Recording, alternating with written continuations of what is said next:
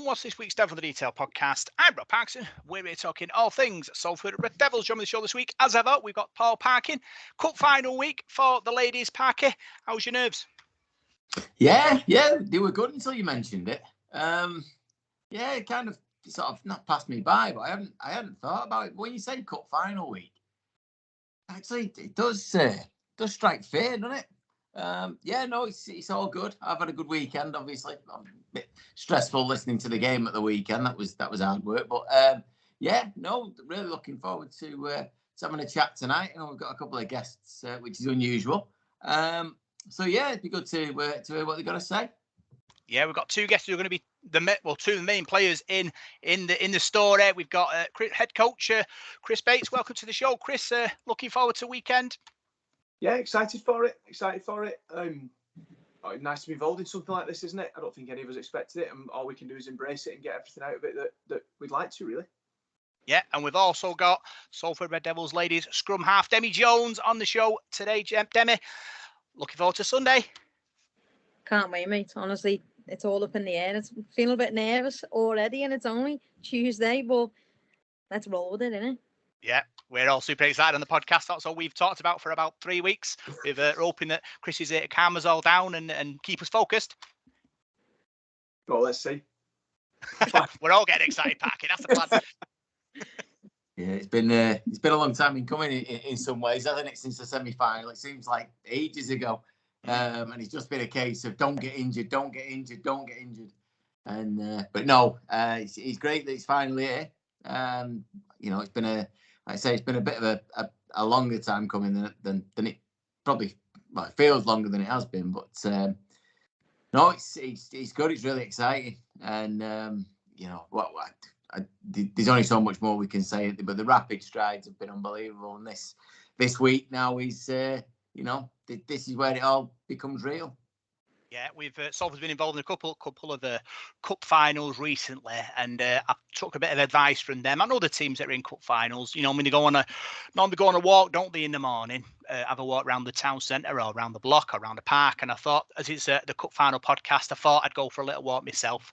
So obviously, being the responsible parent and keeping my work-life balance correct, took my daughter for a little walk in a buggy. Walked 3 miles. The nerves had gone. Parky, but guess what? Replaced it. Go on. It was cramp. Basically, I had to get the bus back 3 miles later. Yeah, I was too tight, so came home. Chris, is that in the plans for before Sunday? Because I know Paul Whiteside's got a nice collection of Costa coffees you could walk around on your trip up to Orrell. No, I think we're trying to keep it as normal as we can, really. So we'll meet at the stadium and we'll head kind of over to. We're going to meet at Shevington Sharks at Vicarage Lane, just down the road from Orrell, just to try and make sure parking is a nightmare. And then we'll kind of stick together as a squad, try and ease some nerves, and then get up there. But we'll all our timings will stay the same, and yeah, we're not going to mooch around any costers or do any marathons or and definitely not tighten up and have to get players back on the bus. Yeah, it was bad. I could feel it coming on as well, and I was like, one of them where you think I've gone too far, too much.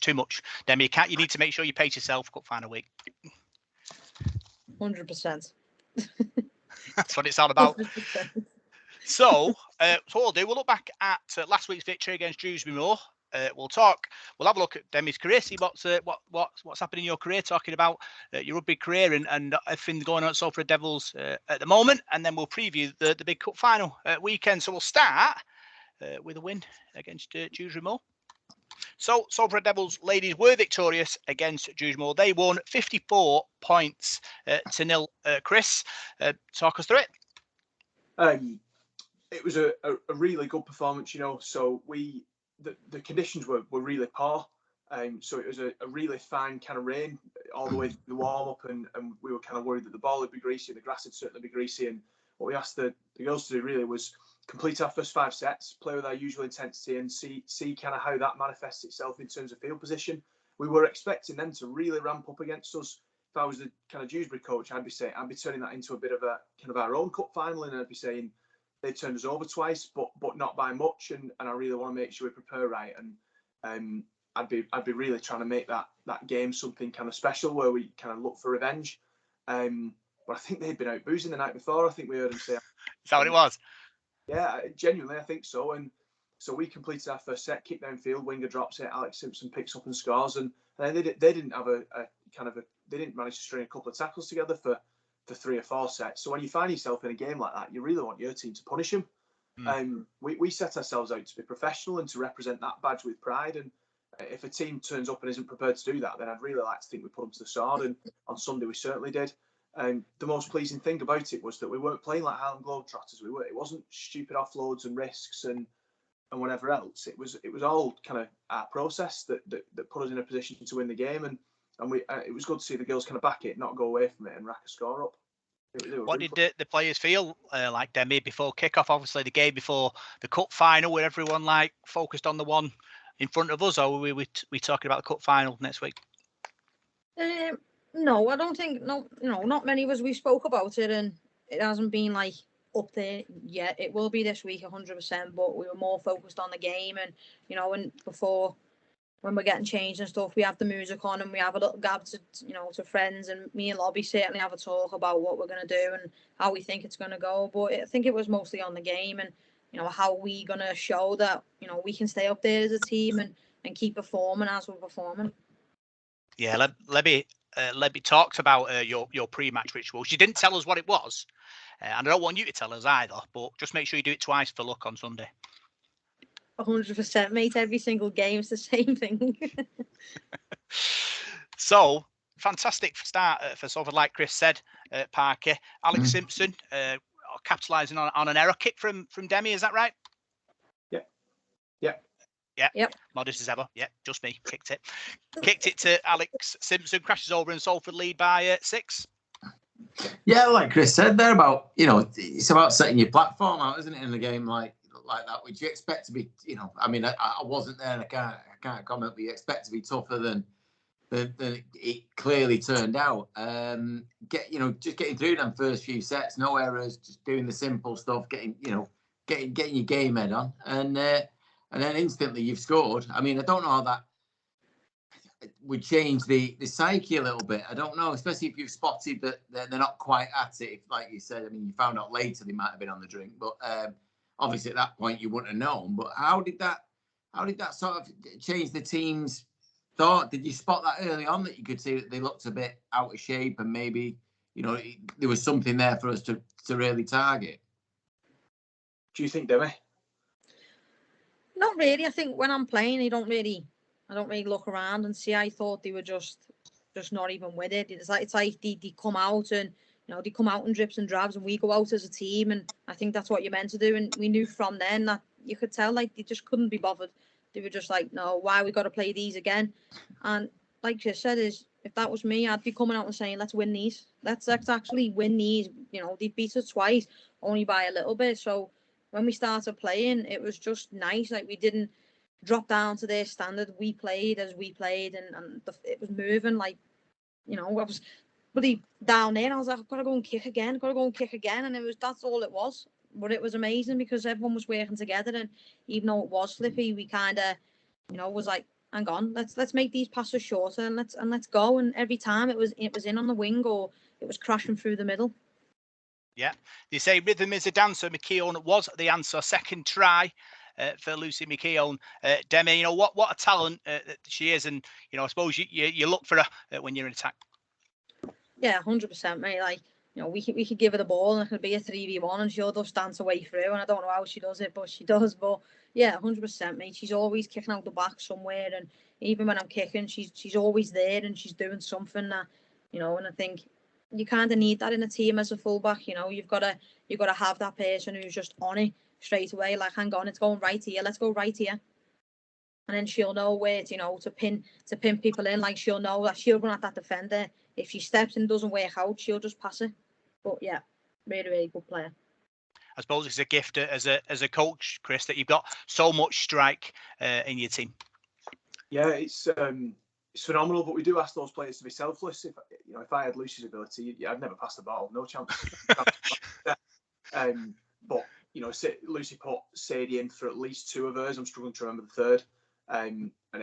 because it was the right thing to do. And then for Lucy, she just pushed off Lobby, and Lobby knows that Lucy's in a hole and isolates defender and puts her through. And we that's the good thing to see, really. At how many games you see where even sometimes at Super League where it's a bit of a drubbing and a prop will have a go on their own and kind of forget the process and just think I can get over here, and that's my naming lights. And it's good to see us not drop into that, really, whether that's Lucy or anybody else, especially when players are strike players, and you could probably forgive them for backing themselves. Yeah, talking about Sadie Vihari, debut on Sunday. Chris went over for her first try, made it 16-0. Played in the centre. Steph Gray out injured and played a blinder by the sound of it.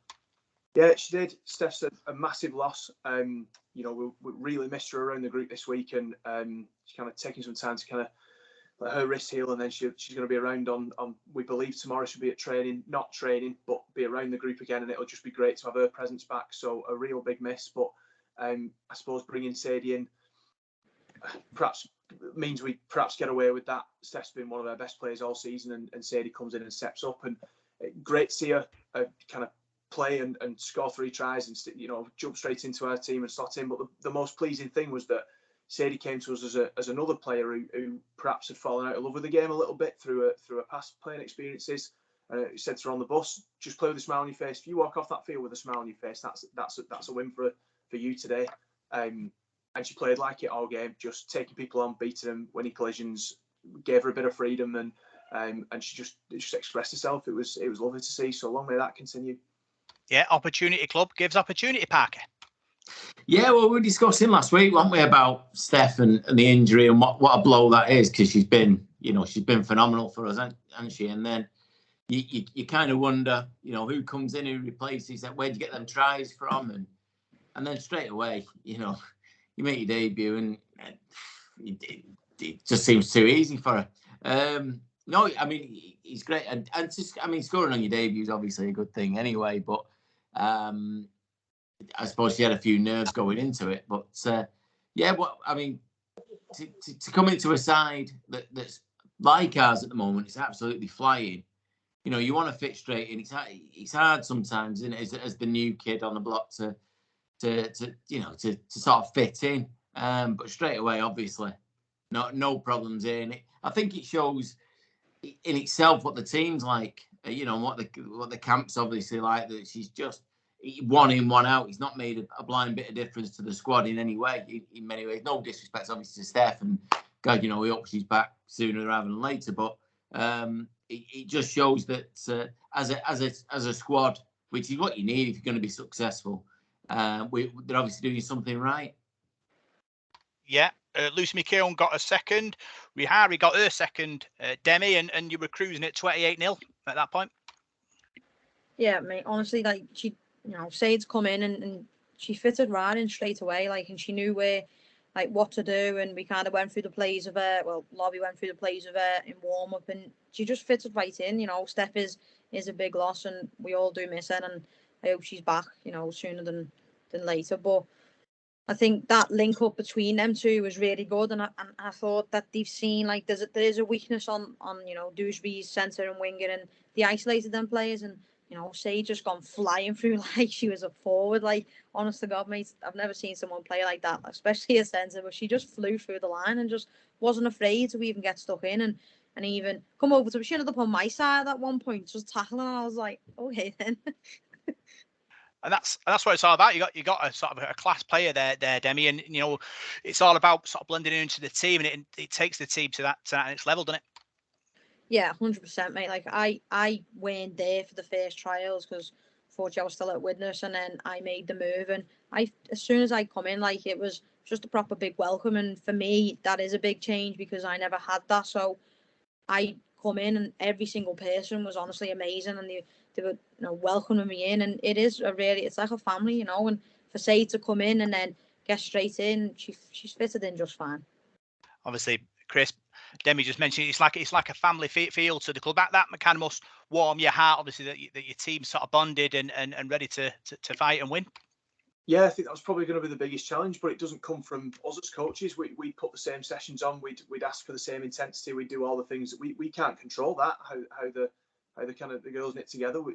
We can give them the right environment to kind of allow for that a little bit, but it's for them to form those relationships, and they've done things like kind of get out in Manchester together, and they're just really tight knit. I really mean it. I've never worked with a group like it where there's no cliques, there's no splits, there's nothing. There's just a group pulling in kind of in one direction towards a common goal, and you know that common goal is that double that they set the target of, and that's phenomenal, really. But it's not kind of credit for us as coaches. It's credit to the girls, really. Yeah, warms your heart as a fan, that, Parky, as well. Absolutely. I mean, for them to have, you know, sat down and obviously discussed what the plan is for the season. I mean, you know, like I said last week, it's kind of, I don't mean it the way it sounds, but it was a team sort of, you know, cobbled together in no time in many ways. Nobody knew very few knew each other. A lot of them didn't, you know, play rugby league or anything like that. And then all of a sudden they've set out a platform and just said, this is what we're going to do. And literally they're doing it. You know, it's unbelievable. And like I say, the commitment that's been put in, you know, I mean, they're not getting paid. This isn't, you know, this is something they're doing just for the love of it, and they're obviously enjoying it. And that's the thing that gets me. That's the thing that I love about it. I mean, you could drift in and out. You could play one week. You decide I'm not up for it the next week. Whatever. There's none of that. They are representing us, and we've said it all year, Rob, that it's, you know, this is our good news story. This has made us, even at times where the men's team have struggled at times early in the season. This was always the thing that we had. You know, we can build off this. There was a buzz around the club because of what the ladies were doing, and then since then, obviously, I mean, the first team have picked up that, you know, that we're going great there, but there is an absolute buzz which I think started with the ladies early on. From the very start, there was a huge buzz. I think everybody's now bought into it because of the commitment and passion that they've shown. Yeah, it certainly was a catalyst for this season, I feel. Oh, talking about catalyst, next try scorer for Salford Red Devils ladies was Casey Naylor. Chris, you know, a superb, you know, player. I think work rate sort of goes under the radar. I think. Yeah, she's got a real presence about her, hasn't she? She doesn't do the longest minutes in the world, and, you know, rightly gives me some earache for that. Constantly pushing to kind of get back on the field because she knows the impact she has. We said off there, didn't we, that one of the biggest impacts that Case brings to us is rugby league experience and knowledge. You know, she's a coach. So Case we did a contact session last night, and Case is taking other forwards under a wing to help push them up a level because she knows this game inside out. And then every time you end up on that field, she's been phenomenal. She's been great. Yeah, obviously, Demi, you know, you've got a marvellous set of forwards there to feed the ball to. You must look round over your shoulder on a tackle and think, who am I to give the ball to now? Who's going to give me 20 metres on this tackle? Honestly, mate, if I get through that line, I know every single forward is pushing through that line and, you know, are willing to take it off me and go and crash another ball into another player. And, you know, they are always there, and it can be tough. And especially when we play in the heat, and they're just constantly giving minutes and minutes and minutes, and they just don't stop. And, you know, I'm saying, if you need any help, just let me know. Like, I am here for you. And they're just like, no, like, we've got this. And they push together constantly, and they're just constantly working. And honestly, mate, it's amazing what they do. Yeah, and we talk about the strike, but don't get in position if the forwards don't make the yards, Chris. Yeah, absolutely. So it's been one of our biggest areas of improvement. I thought if you kind of go all the way back to the Swinton game, you could argue we get a pass that first run out together, all that, but our defensive line was all over the place. Our intensity wasn't quite in the right where we kind of felt it needed to be. And then you play that through to the Dewsbury game, and they were a pack. They were hunting. You know, the got himself into a right battle with one of their forwards, one of their really good players who has caused us kind of headaches, and won that battle through good contact, through being willing to work harder, and through showing a bit of that. And across the park, they've all come up a level. Darcy's someone that gets a lot of credit on here. YPS gets a lot of credit on here, all deservedly so. But that's the first time those two girls have played rugby league. But across the park, they're doing some phenomenal things at the minute, and that sets a platform. But we rely on that. If you take those meters away from us, then we're not going to be in a position to put the Lucy's, the Sadies, the Stephs, the Laurens in space to play. So yeah, we rely on those really, and they do give everything. Yeah, Kaylee Bradshaw, Abby Collins, Demi, they're your unsung heroes in that pack. Yeah, 100%, mate. Like, Kaylee's on my side, and, you know, if I ask her to do something, you know, she's there straight away. And And I think it's good. You know, we've got good communication between us, and like even after training, she'll text me saying, "Did I do this good?" or should we try this, or am I all right? Is this the best, the best place to be? And it's it's constant.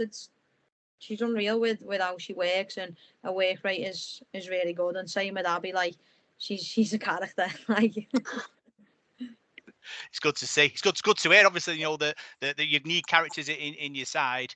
Talking about characters, the new Rihari scored a hat trick.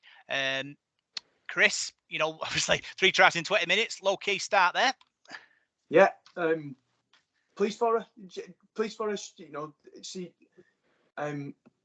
just hit good lines. Just kind of saw what our structure was about, and there's a bit of kind of gameplay intelligence there, isn't there? There's a bit of rugby league intelligence there to say, well, actually, I understand what that fullback's doing, and if I punch a hole off her and she's going to isolate that defender and I'll punch through that hole, tells you all about the quality of the player. But I really mean it. The biggest thing for us was that she loved every minute on that field, and I think she did.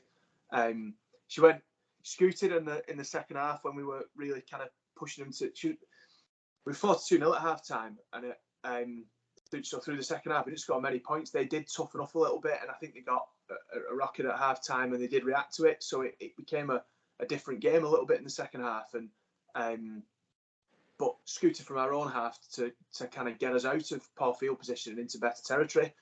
She got a hat trick on her debut. She doesn't need to do that. Send her forward into do that, but didn't. Went to made 40-50 metres on a run through a willingness to kind of get us upfield, and understanding that we needed to get upfield, and then equally the quality to execute it. So, I don't want to set her all the way up here and set the bar too high for her. I want her to love playing rugby. I want to see where she ends up.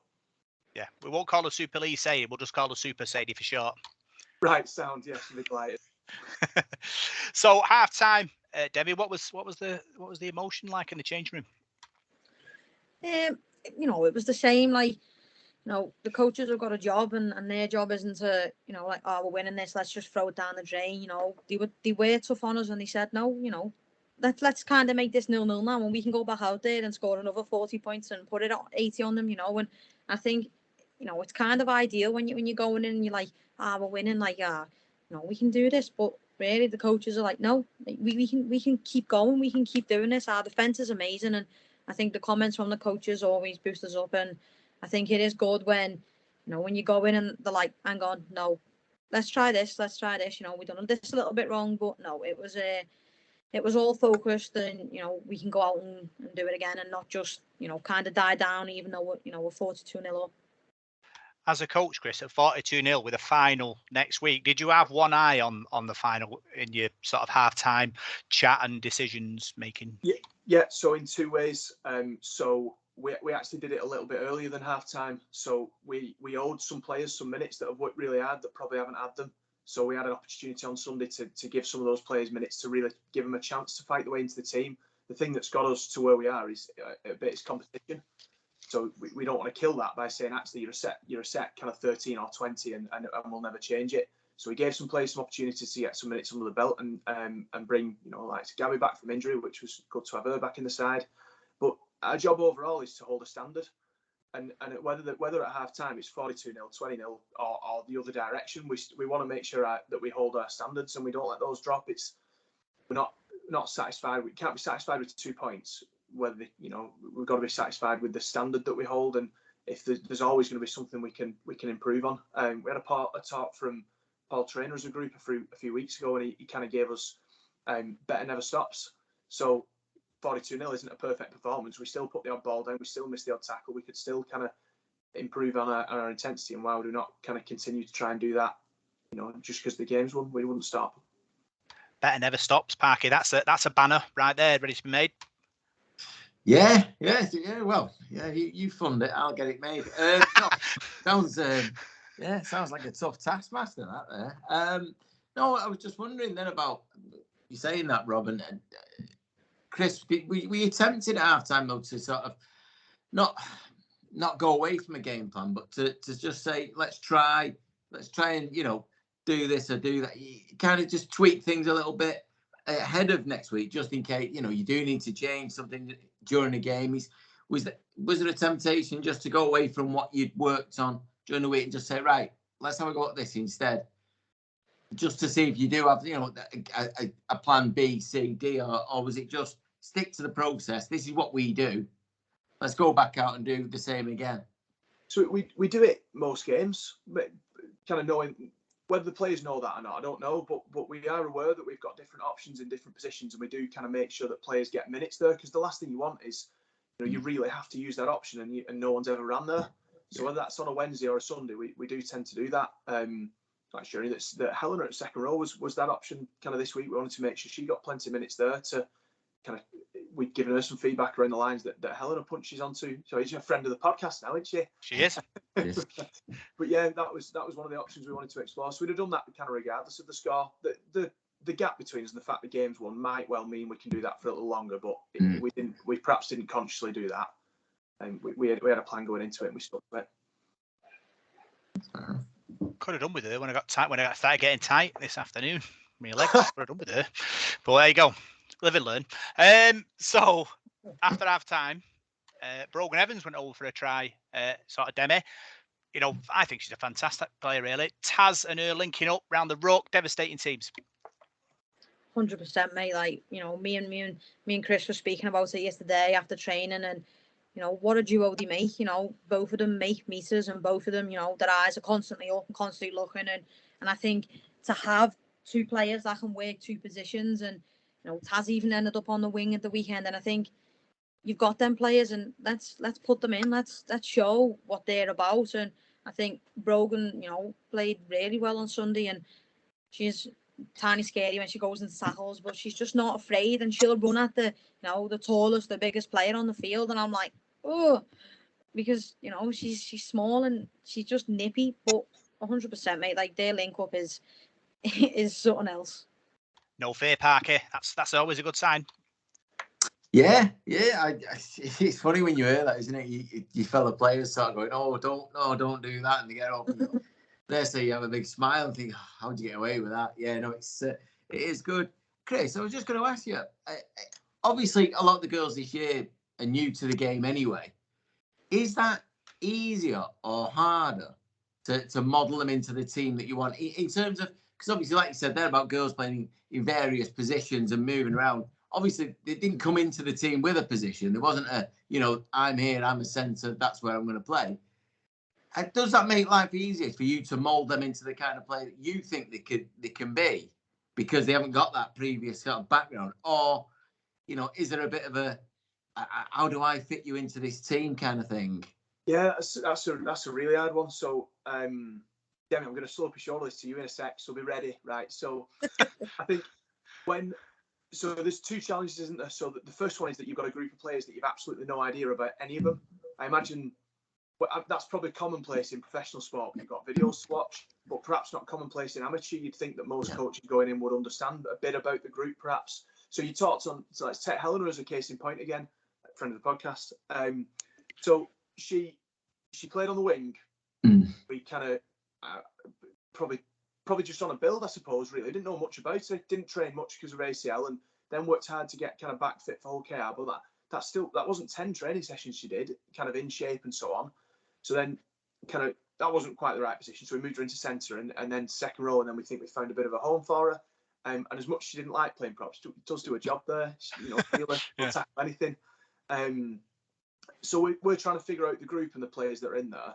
I think with the players that are brand new to rugby league, to go in with the right attitude, and we're lucky that all of ours have, then they are desperate to learn. So let's take Lucy as a case in point there. Never played rugby league before, but has watched every Origin game. Had a go at us in a video session because I showed her some clips from Origin and she hadn't got a chance to watch that game yet. She's doing everything she can, like a sponge, to try and learn how to master this game.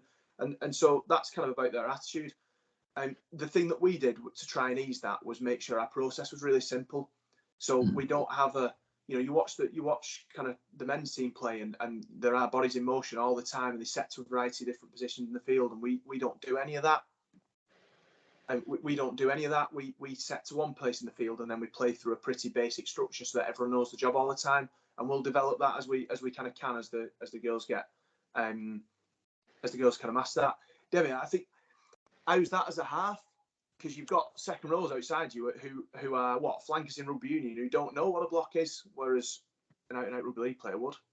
Yeah, I think, with having these kind of new players, I think, Bates, Smart, and Dawn have done extremely well to kind of see how they're builders and what they're about and where they are. Like Eleanor's been tried in so many positions, and now she has found a home, and she is really good in that position. And I think to kind of have the second rows next year that don't really know. Like I remember I done a move a couple of weeks back, and Kate was looking at me and like, well, what do you want me to do here? And I was like, let's go through it. And we just hammered it the whole training session. And she got it eventually. And, people that are new to the team, and you've just got to, it's got to be baby steps, even if, they've been here for a couple of weeks. Like there is sometimes where my wingers might sense a difference and they're like, how do I do this move? And I'm like, yeah, we'll do it now. 100% we'll do it. And I think the way, Bates and that have kind of put players into positions 100% is the right place. 100%. So sounds very encouraging. This park here, we've got brains here. Yeah. So I thought you meant with us. Then that's not. Well, not us. No, within the club, definitely. And I suppose it just, all that proves, and what Demi's just said there is practice makes perfect, doesn't it?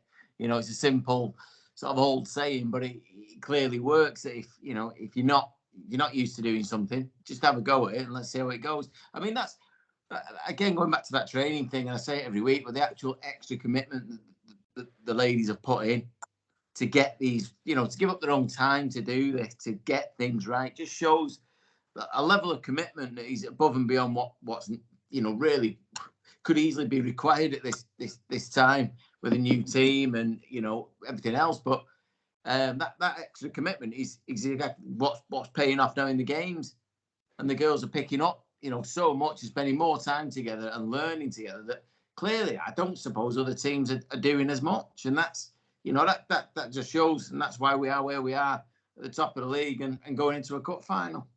I think your big moment now, Demi. Talk us through this try of yours. So Lucy has scooped the ball and done a Lucy step, a Lucy goosey, and got through loads of players. And I was still at the 10-yard line, like, yeah, you go, girl, just keep going. And then she ended up getting tackled, so I was like, oh no, I have to go now. So I'm up, and I am constantly, like, my head is on a swivel. I'm constantly looking and seeing where people are and what I can kind of get from that play. And Brogan done amazing and looked up and seen a gap behind the ruck and went for that. And then I was like, hang on, like, I've got players here that they're not even getting back on the line. Like 100% I can catch these out. And normally I would pass, and I just come running, and Lobby ended up scooting from 9 and put me through this gap, and I thought, I'm just going to keep running. I'm just going to have to keep running. So I carried on running, and then I was like, there's a try line. I can just keep going. And I kept going, and then just had to dive over because I turned around, and next minute, their fullback's like literally on me, and I was like, this is not good. I'm just going to dive. And I dove, and, there it was. But, yeah, I think I've seen the gap and seen that, their defence was being really lazy and they weren't even getting back. And when they were kind of like not even set. Where's the ball? Don't know where it is. And I was like, Lobby. And she's seen the gap, and then off I went through, really. Naming lights time when you see that line. White line fever, I think they call it. Yeah, that is what it's called. Yeah. I think I don't really have much white line fever. Like I never scored at all in Widnes for the whole 5 years, literally not once, because even if I'm at the line and there's a player and I know I can beat that player, I'll always pass. But there's been times where I can see gaps and I'm like, is my side set? No, I'll just take this in. Like, that's fine. And then we can set up right, or we can take one left, then we'll set. So I think I would rather pass than score a try 100%. Don't just kick goals, Parker. She makes them as well, Yeah, clearly. I mean, it's a nice attitude to have. I mean, I know, during my sort of playing time that there was plenty of players who didn't have that, and often took the wrong option. And I suppose if even if you think you can score, but there's someone in an even clearer position, you can give it. But that's a nice way to be, especially as a halfback. I find that because usually, the more confident ones, shall we say, arrogant maybe, and like to get the glory. So that's a refreshing change. Paul Parkin unbeaten in 5 years as a junior. Just right to remind everyone, Chris. Awesome. Indeed. So, final try.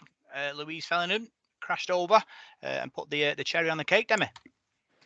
Yeah, 100%. Like I'd seen that they were all cramped my side for I'm not quite sure what reason, but again they weren't paying attention, and Louise seen that and was like, hang on a minute, I can get through here, and I don't even know what happened. I just seen her go woof straight through like 3 players and down she went, and I was like, oh, she just scored. So yeah, I think it's good having your halves that know the gaps, and Lobby seen that gap and away it went really. And that's obviously a good thing. A big score. Chris, ready for the big game Sunday? Yeah, absolutely. I think more importantly, from a league point of view, we've just gone to 4th and put 50 points on them. So I think that's hopefully sends a message out to the rest of the league that that cup final ain't distracting us. It's still secondary. I know it's cup final week and all that, but it's the league where we that's our bread and butter, and that's where we've got to do well. Yeah, 7 out of 10 goals for yourself, Demi. A good day's work and a try. Yeah, I think when I miss them, I am a bit gutted. I always to Matt like I need to try and improve that next kick. Then I go and he's like, listen, you're getting them on target. They're just going a little bit right or a little bit left. But 100%, mate. Like I'm always disheartened if I miss a goal because I want to get them, and that's my passion to kick goals. I love it. I've done it for a long time, so I'm kind of creeping up there now where I'm getting nearly 10 out of 10 or whatever it is, or I'm only missing 3 or 4, and I will kick myself for that. But yeah, I think coming away with especially 7 out of 10 because I thought I'd miss more than that, but clearly I'd never. So yeah, it's always good getting that many. Yeah, she's running at 78% success rate at the moment, Chris. That's very, important if you want to turn your 4s to 6s. Yeah, absolutely. And we've had a couple of close games, haven't we? Warrington Lunas, Dewsbury. You take them goals out, that potentially turns that W to an L, doesn't it? It does Parkin. It's important, obviously. You've got a goal kicker who kicks goals. It's an important part of the team. Yeah, and it's sometimes a bit of a thankless task, isn't it? Goal kicking, because the rest of the team have left you on your own anyway. You're there, you miss it, everyone goes, oh God. If you kick it, it's kind of like, oh, you'd expected that. I mean, you see it now with probably like Mark Sneed. Now you watch him, you just expect him to kick every one, and when he misses one, you're a bit sort of deflated. How is he? Never missed one in 10 years at all. What's going? But it is a thankless task, and not one that I'd ever want. I couldn't kick for the toffee. I was terrible at it. I don't know what it was. I thought I had all the prep. I could do the whole thing. I looked good. I just couldn't go anywhere. And there's so many people who can't do it. It's a specialist thing, goal kicking, and in rugby league, it's probably underrated. Obviously in union, it's the whole game, really, isn't it? If you can kick goals, you've got a big career. So no, it's good. I was gonna say, I'm coming off the actual result is the 0. Yeah. Is a team like Dewsbury not scoring? Because I know the other week against the AJ Bell against Hull KR, there was a lot of talk about keeping him at a 0, and it just didn't happen. Obviously they only scored the 1, but this week you kept them out. I mean, that's in any game, that's massive, and it's probably easier to switch off when you're 30, 40, 50 points up, that you could just drop your guard for a minute. But obviously that hasn't happened. I mean, that must have been pleasing. Yeah, it is obviously sort of important. The sort of defence, Demi, is important, and obviously, as a player, is that kind of discussed amongst yourselves that we, thou shalt not pass?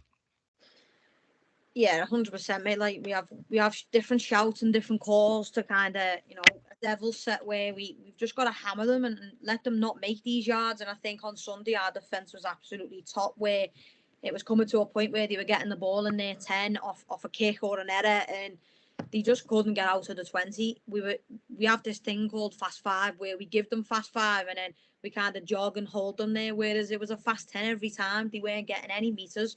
It was, if a prop's running at us, it's a really big hit, and then it's hit the legs, and it comes to like their tackle, and they were ready to kick, and they were kicking and getting nowhere, and we were again Lucy catching it and hammering them down again. And I think it is key having a really good defence, and I think on Sunday it is easy to kind of switch off, and if you're nilling them and it's like 40 nil, and you're like, let's switch off here. But no, on Sunday it was absolutely amazing. Like, defence was really on point, where it was like, wow, like we haven't defended like that in a while, and we just said, like, these aren't scoring past us now.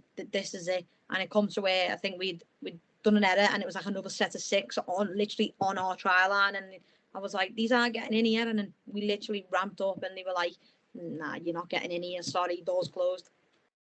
That's a good thing. Obviously, tough defence wins matches, Chris. Yeah, absolutely. I said earlier that we've worked really hard on it, and it really does set a platform for us. And we have a defensive structure that works for us. And the Dewsbury coach actually told me before the game, he said, I know what you lot do, and I know how to unlock it. I thought, okay. 54-0 says you didn't, pal, didn't it? Say that's fight attack. So, fantastic win against Dewsbury, and roll on next week. Excited about the final. We'll talk about that shortly, but we'll talk about Demi now. Demi, where did it all begin? Where did your rugby league career begin?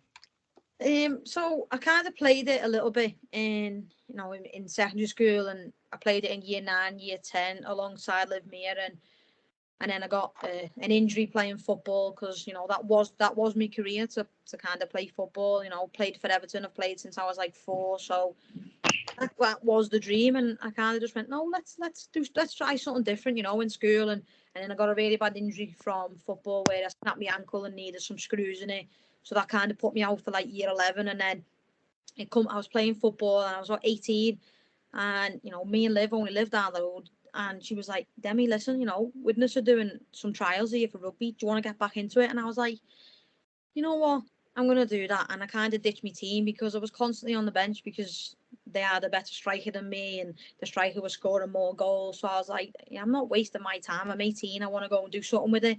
And from then I was like, let's do it. And I started off as a fullback. So I was like, let's start there. And I kind of started there, and then stayed with them for 5 years. So obviously you started at full back. When did the move to scrum half happen? So I played like 2 seasons at Widnes, and then when I played for Orrell at Winter League, we were aiming for a final. It was my first game for Widnes in the 3rd season, and it was like 5 minutes towards the end, and we were playing Warrington, and I kind of felt funny on my knee, and I tried to do a loosey-goosey and do a little step, and my foot planted, and off my knee went, and I was out for 2 years with COVID. And then when I come back, I was like, no, I kind of want to try somewhere else. Like, do I want to stay a fullback? Like, don't get me wrong, I enjoyed it, but it is a place where you're quite isolated, because it's just yourself, and it's your role to make sure you set everyone, and your communication's key. And I was good at that. And then I was like, no, I want to try something different. And I spoke to my manager, and he was like, right, let's try you at a halfback. And I was like, oh, right, okay. And it was frustrating at first, because I didn't get it. It was a brand new role for me, and I've only played rugby for 5-6 years now, so it was still new. And my best mate was like, me and you are going to do this, we're going to be the best halfbacks in the league. And I was like, let's do it. And then it was a bit of a battle for half with another player, and then I ended up just being like better, I suppose, and then taking that on that role, really. Question, Parker? No, I'm just thinking then about coming into the game. What was your sort of? I mean, did you follow rugby league? Was it something you knew about? Obviously, being a footballer, it's kind of, I don't know how it crossed your mind, but did you watch rugby league? Was it part of your life before you started playing? Nope, never watched a game of rugby league in my life. Wow. No, really, that's like the honest truth. And I think I just really enjoyed it in school. And even though like we got like somewhere really big in school, and I was like, oh, it's like quite sad now. I've got an injury that's put me out for a full year, and I was like, I kind of want to do something else. And then once Liv was like, listen, it's back open, I was like, let's do it. And I think I just like the thrill you get every time, you step onto that field, and it's going to be something different. Like in a football game, you kind of know you're a striker, you're going to score goals, or you're going to miss. Whereas, in rugby, it's different every week, 100%. What was the difference between the start of your Widnes career and the end? I think me and, well, how do I put this? Me and the coach never really got on. So I think at the start there was a different coach, and it was boss and everything was flowing. And even though we were losing every week, but we were still fighting. And then the coach left for work reasons, and then there was a new coach in, and I was obviously then out for 2 years, so I struggled a lot trying to get back into the team, and that was kind of a worry. And I then played for last season, and it just wasn't enjoyable no more. And some of the girls were like, "Oh, we're going to Salford. Are you coming?" And I was like, kind of didn't want to leave, but I kind of knew I had to, because me and this coach haven't really got on for 5 years, and that's a long time to be in a team where you're not getting on with a coach, and he's kind of treating you different than everybody else. And I'll openly say that, because it's not something I'm afraid to say. And I've spoke to Bates about it loads of times, and where, it is constantly playing on the back of my mind of how, people are going to react to missing a kick or missing a tackle, and I think coming into this team now, it's like, Bates is there for me, and so are the other coaches, and it's definitely not like, back at Widnes. But I think a change needed to happen, and I kind of needed to move somewhere else, because I was really unhappy within that team. I suppose it didn't help that you obviously had that 2-year period out injured. I mean, we talked to Helena Walker last week about her sort of rehab journey. Was it sort of similar for yourself? Yeah, I think when I did it, I got told that I'd only done a few ligaments, and I was like, it doesn't feel like it's just a few ligaments. Like, I need to go somewhere else. And there was a couple of us at Widnes where there had been ACL breaks or snaps, and I was like, okay, so like, go there. So I was like, okay. So I ended up going private, and they were honestly amazing. Like, it was probably like the best operation I've ever had, and I felt really comfortable. But I think having an injury, especially for that long, even with COVID, was, it does take on you, and you do start feeling a bit like, whoa, do I even want to play anymore? Like, there's been times where I'm like, where I was struggling, like, do I even want to carry on playing here? Like, it's just took all of the heart out of the game because I've been injured for that long. Yeah, obviously, Demi fit and firing, Chris. Salford Devils ladies starting to build. When did she come on your radar? Yeah, to be fair, as soon as Demi came down. So, Demi, you came down not long before the Swinton game, didn't you? You were still kind of technically in trial, and then we said, you can start at halfback. So I think that probably tells you all you need to know, that Demi's a really natural rugby league player, and from that kind of those early sessions in the sports hall, we were just doing kind of skills stuff and just trying to bring union players kind of in that group up to a standard where we felt we could kind of fit into a process and start kind of playing the way we want to. Yeah, Demi kind of stood out a little bit through that. I think it's probably, Demi, I don't know if you mind me saying, but we put a bit too much pressure on you at first, didn't we? We got a player of all that, with that kind of really natural talent, but no understanding of the kind of the environment perhaps Demi had come from, and so we threw it on you really as starting halfback, run the show.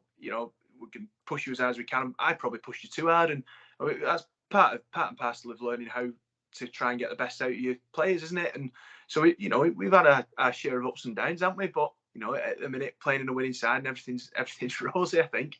I don't. Pressure is a privilege, Demi. That's what Chris is saying. Actually. So obviously, the first game against Swinton, what were the nerves like? Obviously, starting for Salford Red Devils first game.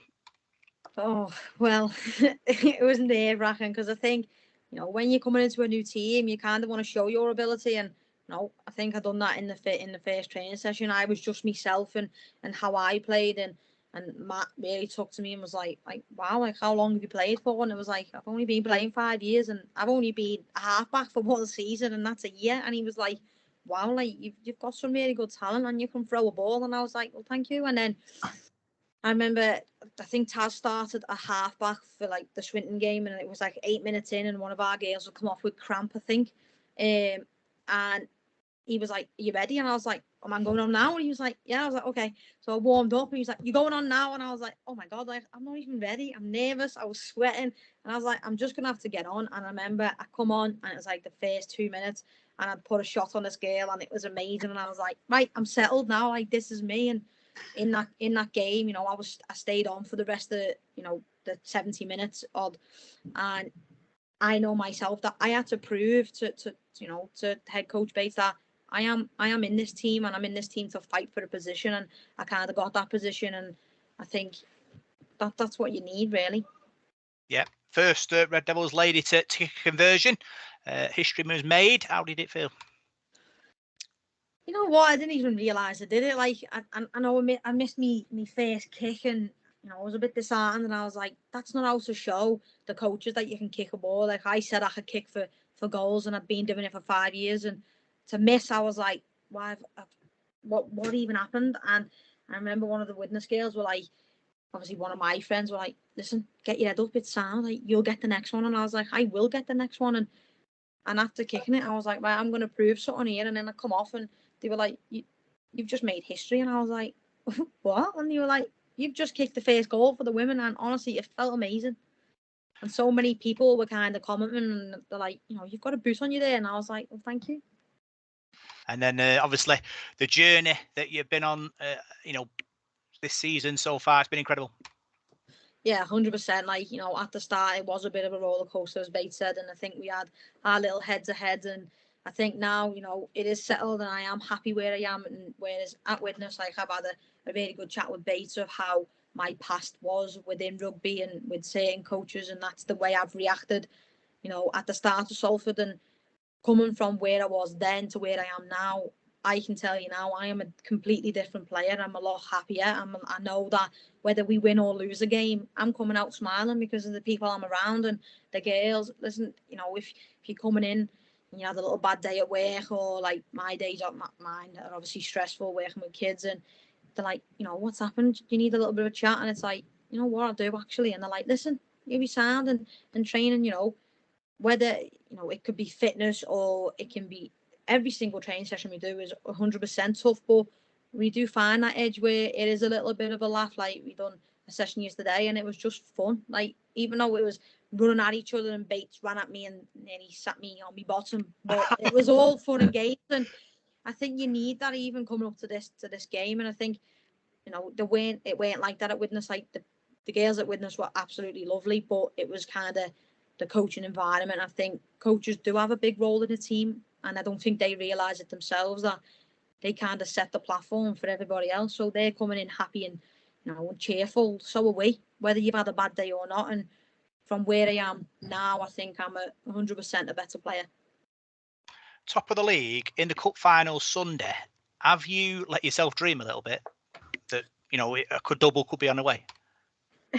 100%. Like, I've never been to a final in rugby, and I think, saying that, we've been to one final, but I didn't play it because I was injured. So I think I didn't have this expectation where I'm like starting, and it's like, I'm going with a brand new team here. Like, are we even gonna get to a final? Because the game was to kind of settle in, see how we get on, and go. So yeah, I think I'm getting all the smiles being because whether I was speaking to Bates yesterday, and whether we win or lose on Sunday, in my eyes, it's an achievement for me 100%. Because what team are a brand new team where they've been through together, where coaches have no idea where they play or what positions people play, to then play 9 games, win 8, and win hard, and be in a battle each week, in a war each week, to now be in a final on the weekend.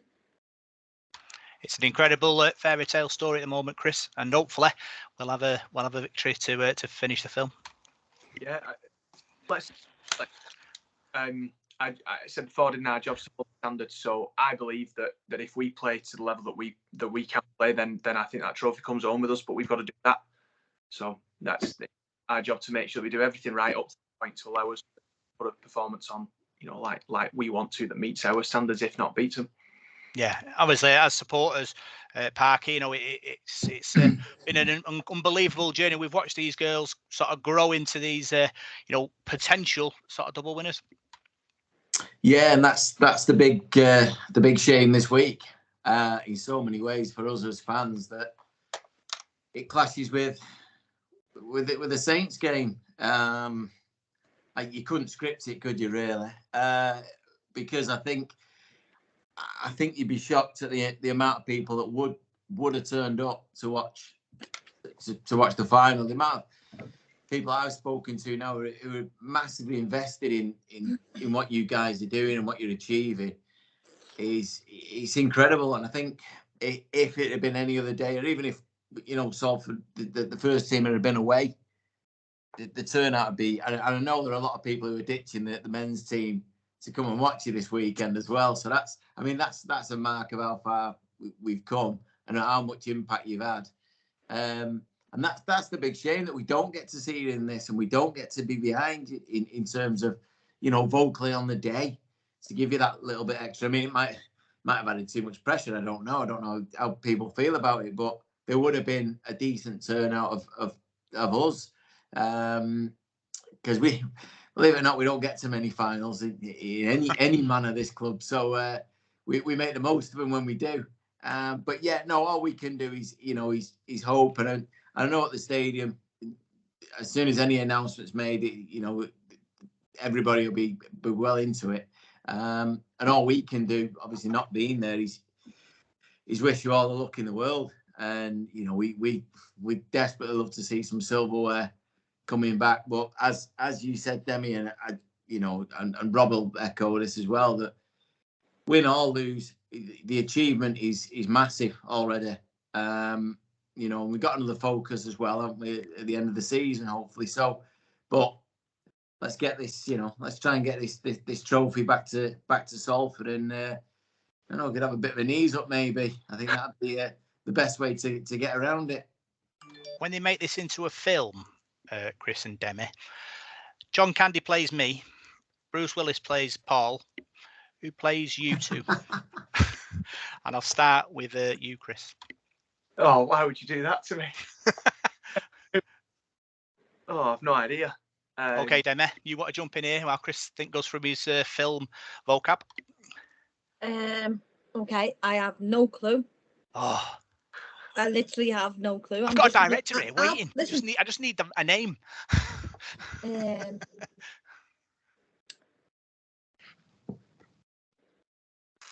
Whoever plays Moana. What a film! What a film, eh? Yeah, that'll do. That'll do for me. That's me person.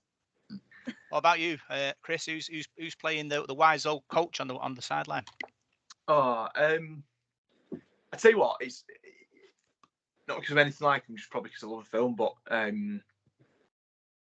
Coach Carter, I can't for life. Who plays Coach Carter? We'll go with that. There you go, famous coach and a film, and don't ask me that ever again. But I think it's a fairy tale story, this Parky. And if you do end up sort of getting in a double and getting into Super League, I mean, it's what movies are, aren't it? It's fairy tale stuff. Listen, we can't heap any more praise on what's gone on in such a short space of time. From that, obviously we didn't see the early training sessions and trial games and everything else.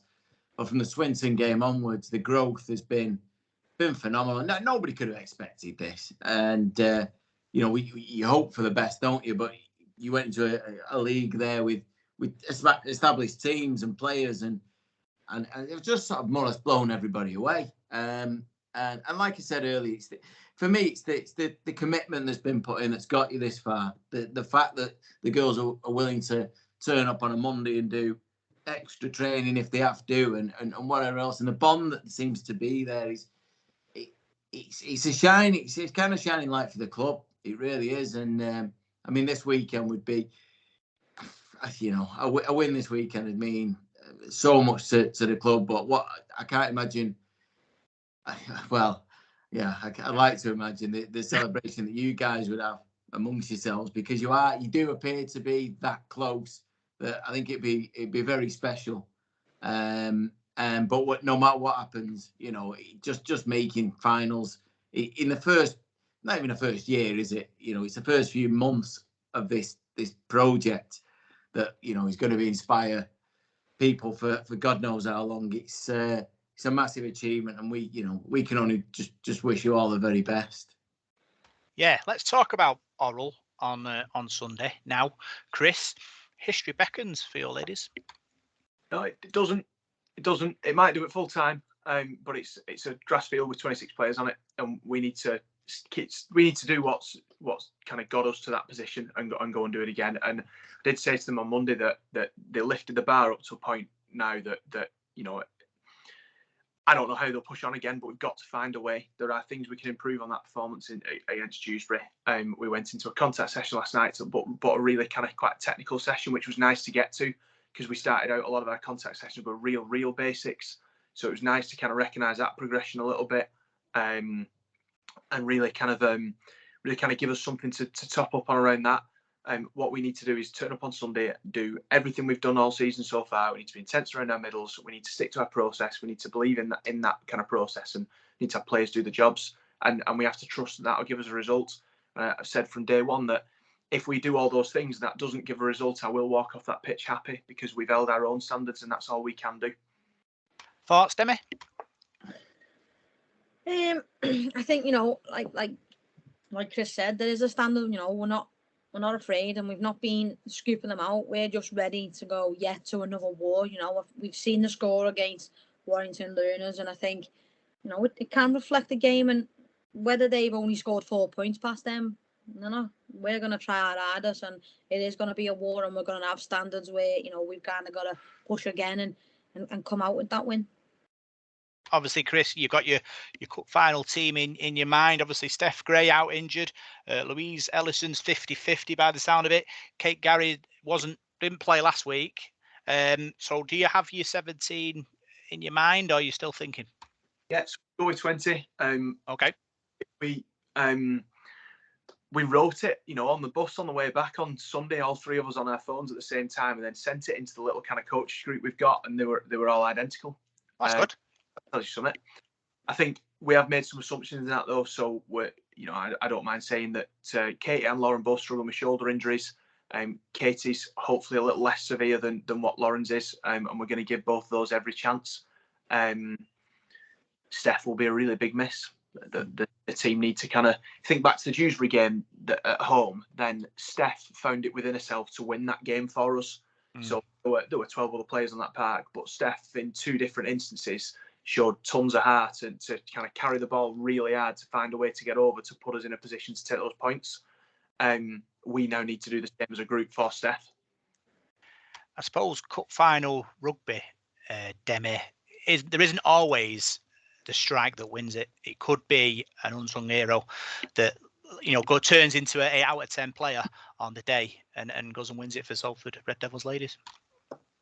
Yeah, 100%, mate. Like, there was a time where Dewsbury, we were literally neck and neck, and next minute Steph just come out of nowhere and went and beat and was that hero, and she's going to be a big miss on Sunday. And I think that there is going to be one player that's going to, shine out and kind of win it for us or whatever that may be. But yeah. I know these two are kind of play it down a bit, Parker, but there might be a moment on Sunday that will be etched in our history. Yeah, and it's. I mean, he's not. I don't think it's fair to sort of say that while Demi's here, because you don't want nerves settling or anything like that. It's just you got to take it as another game. I know it isn't, but it is just another game. It's about like Chris said, going out there and just playing your game. And you win. You win if you do everything right. You can't ask for any more. But yeah, so somebody could make. A big bit of Salford history this weekend, and as a fan, I mean that excites you, doesn't it? That's what you want. That's what you watch the game for. That's why we're part of it. But for the guys that are going to be playing, just another day at the office. Just go and do what you do, and you've been beating virtually everybody else. Who's to stand in your way? Who's to stop you? That's the way I see it. I don't know anything about Orrell or any of their players, but from what I've seen of our girls, they don't need to. You know what I mean? If we're on form on that day, as far as from what I've seen, we can beat anyone, and that's all we've got to do. What I do know, Chris, is that Orrell can have 5 Wigan players, which I think is terribly unfair, but that's the rules. Do you have an idea of which 5 Orrell will bring in from previous weeks, or how did they change it every week, do you think? No, not even looked at the Orrell teams. Couldn't tell you anything about them. I've had this a couple of times, so the Warrington Lunars games bounced around a little bit, and there's noise about, well, maybe they're trying to drop a kind of the stronger 5 from Super League in or whatever. We want to be at that level, so we're going to have to play them players anyway. So don't bring it on. That's the level we want to be at. So you want to test yourselves there, and do you know what? If we come up short, all we'll do is learn from it. So that's fine. We took plenty. So we played Wigan in our second or third game, didn't we? And that was a trial game for them, but there were some Super League kind of players in there, and those players won them that game. There's no disgrace in any of that. It just showed some of our players actually what playing at that level needs, and if that sets a bar and we then go and kind of hunt that bar down and go and eventually better it, fine. If that starts Sunday, fine. Obviously, this is cup final podcast, Demi. But looking forward to Super League. If we do end up going up, that'll be exciting for you and the ladies. Yeah, 100%, mate. Like, we've played against Super League players already. In different teams that bring them down. But I think we are a strong side, and if the battle comes where we do go to Super League, too right, we'll battle every week, and we'll go into a war every week. And whether we come out of that war with a win or a loss, either way, we're going to come out smiling. Yeah. Well, me, Paul and Parky, going to wish you all the luck in the world on Sunday, Demi. You're the brains trust, you and Louise Fellingham. The wheel that keep the moves going, and hopefully one of your sort of passes will send someone over, or maybe go over yourself. You never know, and win the cup for Salford. Yeah, 100%. I think, yeah, me, there is a couple of us that keep the team together, but I think as halfbacks and basically being best mates, we have our things we do on game days. That's multiple things that everyone knows now. But I think, yeah, it's going to be a big test for us, especially on Sunday going into a final. We've never been there, and I think we've kind of, as halves, got to keep our calmness kind of down so everybody else is settled, because if we're riled up, no doubt, my second row or my centre, my wing will go, well, hang on a minute, my half angry here, so I can be angry. So I think going into Sunday, there is going to be a lot of nerves. I'm nervous already, and it's only Tuesday. But I think if we keep our calm and we do the same stuff we do, like Bates said, the same standard, which is there every week, I think, we'll do just fine. Yeah, probably us talking about it for an hour in yourself probably didn't help the nerves. Yeah, not at all. Didn't say she was nervous, Chris.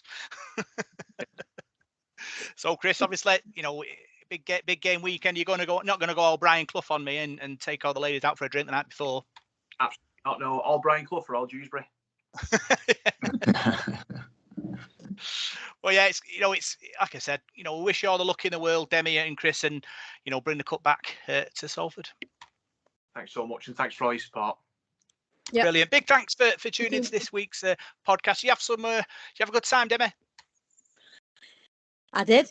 I mean, I got asked yesterday, and I was like, looking at Chris's text, like, is he actually asking me right now to go on Devil in Detail with my accents that not many people understand anyway? And I was like, I can do this. I'm just gonna go with it. And even yesterday at training, I was like, can't wait for this. I'm dead nervous. I've never been this nervous. But yeah, honestly, it's been a ball. So thank you for having me. And don't worry, on the YouTube, you can always use subtitles. It's fine. Yeah, so big thanks to tuning to this week's Devil in the Detail podcast. I'm Rob Parkinson. You can find us on Facebook, Devil in the Detail SRD. You can find us on Twitter at DITDSRD. And you can find us on SoundCloud, iTunes, Radio Contact, Spotify, and YouTube. See you soon.